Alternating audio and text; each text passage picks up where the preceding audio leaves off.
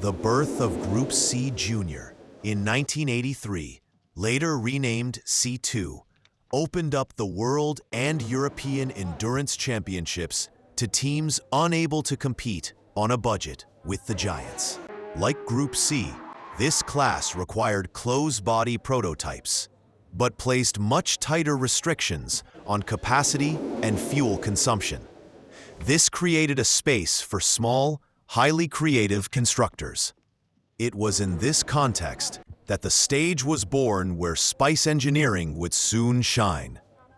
The beginning of Mazda's dominance in the class, however, belonged to Mazda.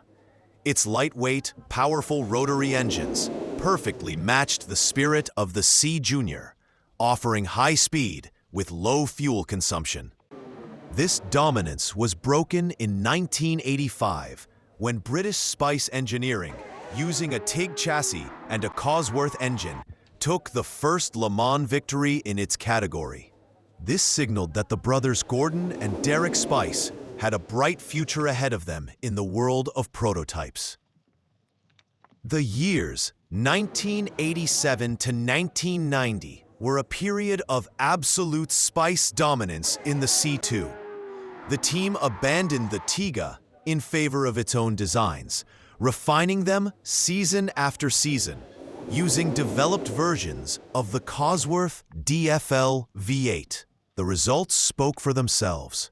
Le Mans triumphs in 1987, 1988, and 1990, as well as World Championship and IMSA Championship titles. Their cars were characterized by lightness, excellent aerodynamics, and above-average reliability, something that can be more important than raw power in endurance racing.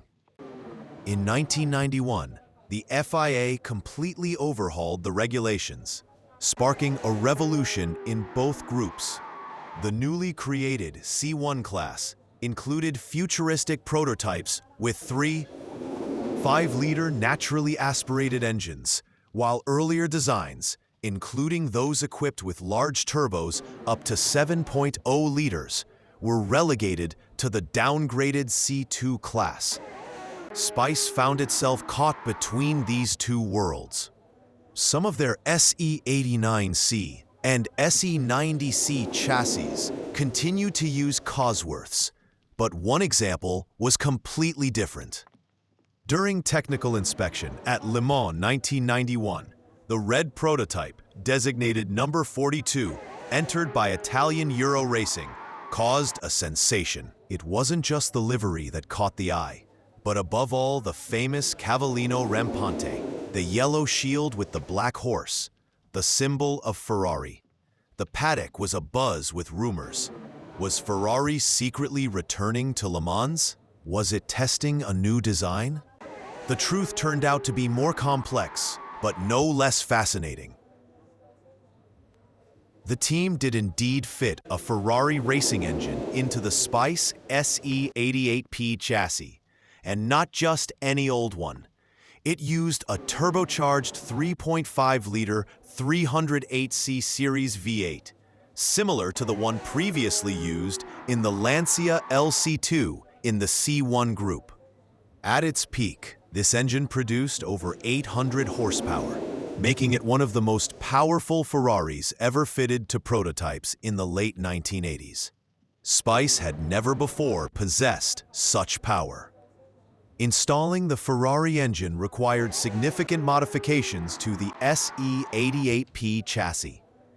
The rear frame was reinforced, the cooling system redesigned, and the aerodynamics adapted to accommodate the increased heat generation and airflow requirements. Although the Spice SE88P was a 1988 design, its lightness and simplicity allowed for enormous adaptability, a hallmark of the Spice Brothers' designs. This resulted in one of the most remarkable Le Mans prototypes of the early 1990s. The red SE8P was crewed by the trio of Justin Bell, Franco Scappini, and Seiyunji Kasuya. The team was enthusiastic, although even in practice, it became clear that taming over 800 horsepower in the old platform might be a daunting task. The car impressed on the straights, but faltered in the technical sections. In qualifying, it proved too slow to meet the required time limit, ending this short and spectacular adventure before the race even started. Although Ferrari's Spice SE88P never competed in the 24 hours of Le Mans, its legend endured. To this day, it remains one of the most remarkable examples of the fusion of two worlds: pragmatic British engineering and Italian power from Maranello. For many fans, it represents a what-if, a design that could have broken the mold, but fizzled out in qualifying. Yet it remains a fascinating parable of the courage of small teams and the power of imagination in an era of turbulent prototype development.